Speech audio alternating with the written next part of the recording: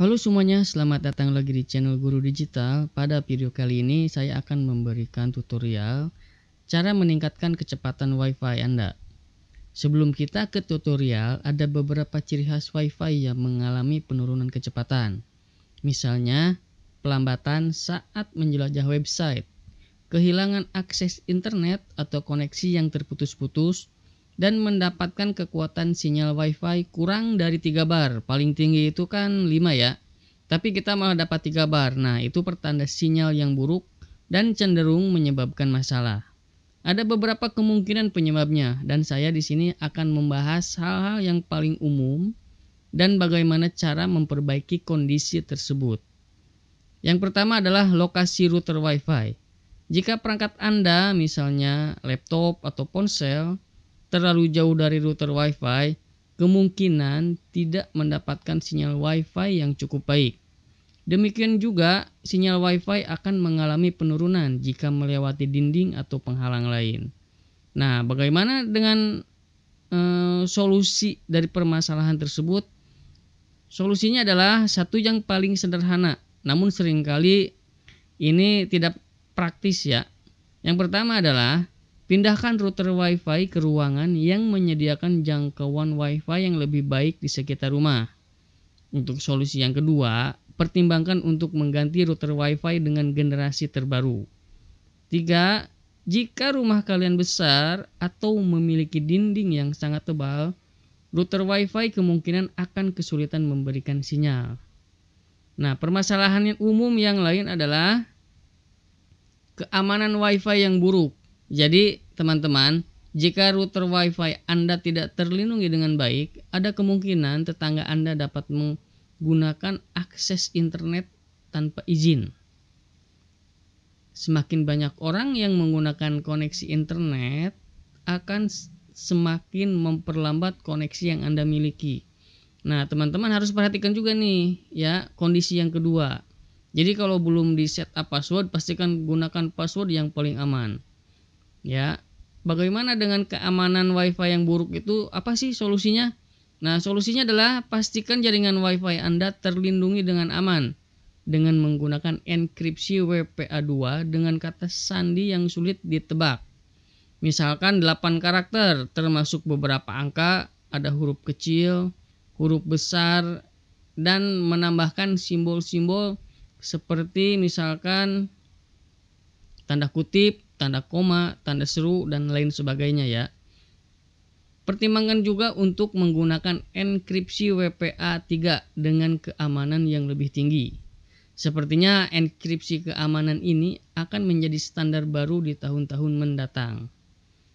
Permasalahan umum yang ketiga adalah adanya interferensi dari jaringan nirkabel lain. Interferensi antara saluran jaringan nirkabel seringkali menjadi penyebab koneksi yang buruk atau pelambatan dan terputus-putus koneksinya ya. Rentang sinyal nirkabel di router nirkabel 2,4 GHz yang standar ini ya dibagi menjadi beberapa channel. Ada 11 channel, 1 hingga 11. Terutama untuk penggunaan sinyal WiFi di Indonesia ya, karena hanya ada 3 saluran bagus untuk dipilih atau ada 3 channel yang dia bisa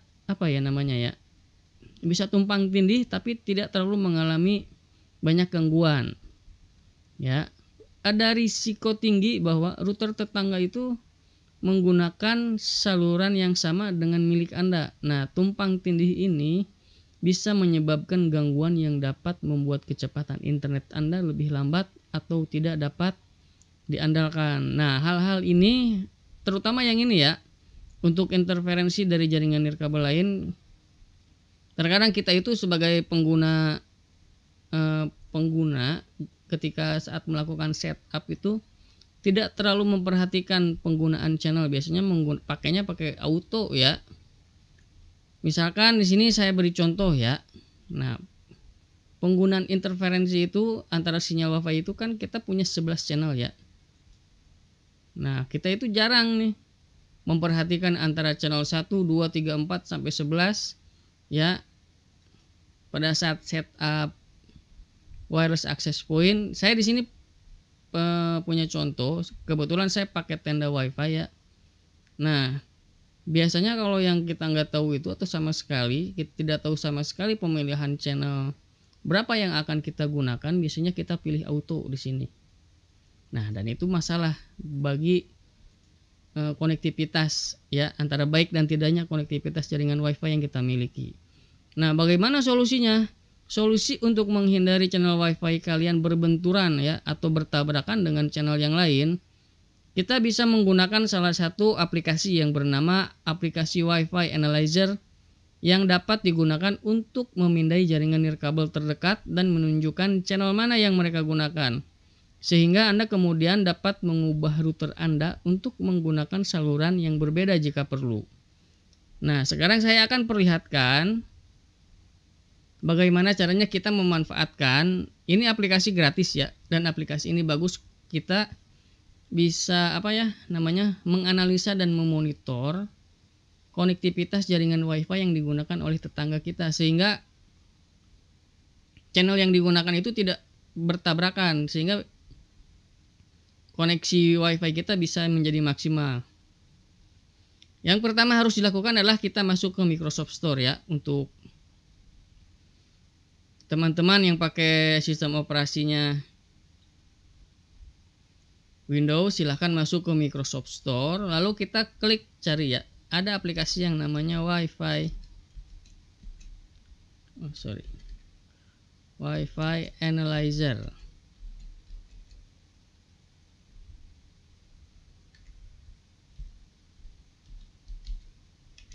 Sebetulnya ini versinya ada versi yang ini, ada yang versi untuk PC, ada juga untuk yang Android ya. Nah, sudah ada kan ini Wi-Fi Analyzer, lalu diinstal di komputer Anda masing-masing ya. Karena kalau punya saya kebetulan sudah diinstal. Sekarang kita jalan, kalau sudah diinstal kita jalankan aplikasinya.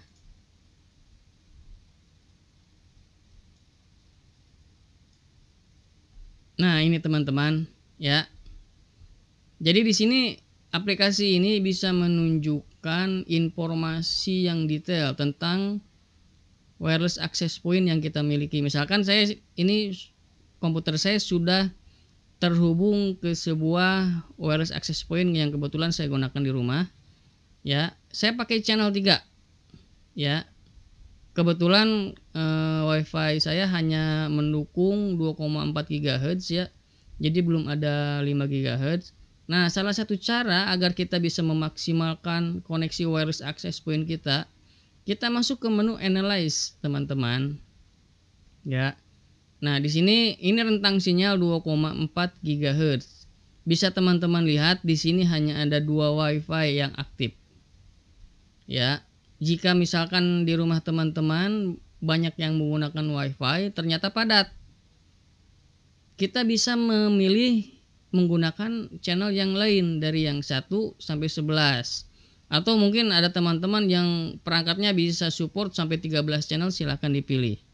Biasanya kalau kita pilih auto itu sama si wireless access point itu disimpannya di channel 1, channel 6 dan channel 13. Karena itu kategorinya baik walaupun banyak yang tumpang tindih. Nah, ini yang jarang orang ketahui. Ya, jadi teman-teman nanti ketika pada saat setting access point, kita bisa memilih channel berapa yang akan kita gunakan. Tapi bagaimana caranya kita bisa tahu channel berapa yang kosong sehingga tidak terlalu banyak tumpang tindih? Kita bisa gunakan yang namanya Wi-Fi Analyzer. Ya, bahkan di sini ada menggunakan di aplikasi ini ada ya channel yang direkomendasikan untuk kita gunakan. Saya gunakan channel 3 ya, karena kebetulan direkomendasikan oleh aplikasi. Selain rentang 2,4 GHz, di sini juga kita bisa menganalisa pemanfaatan channel yang 5 GHz. Nah, apa sih perbedaan antara 2,4 dan 5 GHz? Teman-teman bisa cek video saya yang lain yang membahas tentang perbedaan antara wireless access point 2,4 dan 5 GHz ya. Kebetulan kalau di Indonesia itu 5 GHz itu masih jarang yang digunakan. Bisa teman-teman lihat banyak sekali di sini channel yang kosong. Ya, berarti tidak ada yang menggunakan sama sekali. 5 GHz itu digunakan untuk teknologi Wi-Fi 6 kalau nggak salah ya. Kalau teman-teman mau cari pilih-pilih wireless access point yang paling bagus, saya rekomendasikan beli Wi-Fi yang terbaru karena dia bisa bekerja di antara 2,4 GHz dan 5 GHz dan bisa memberikan konektivitas yang terbaik untuk untuk perangkat-perangkat yang teman-teman gunakan. Nah, gitu ya teman-teman ya. Kita cari lagi nih 2,4 GHz. Ternyata hanya ada 2 channel yang digunakan. Tapi kalau padat silahkan cari channel lain yang belum digunakan oleh orang lain. Ya. Semakin tinggi, semakin kecil nilai dBm, maka konektivitas Wi-Fi kalian akan menjadi semakin baik. Ya, nah segitu saja teman-teman untuk tutorial tentang bagaimana caranya kita bisa memaksimalkan konektivitas Wi-Fi yang kita miliki. Ya, semoga videonya bermanfaat. Yang belum subscribe boleh subscribe. Kalau suka dengan video ini silahkan klik tombol like. Semoga ilmunya bermanfaat, semoga videonya bermanfaat. Kita bertemu lagi pada video-video yang berikutnya.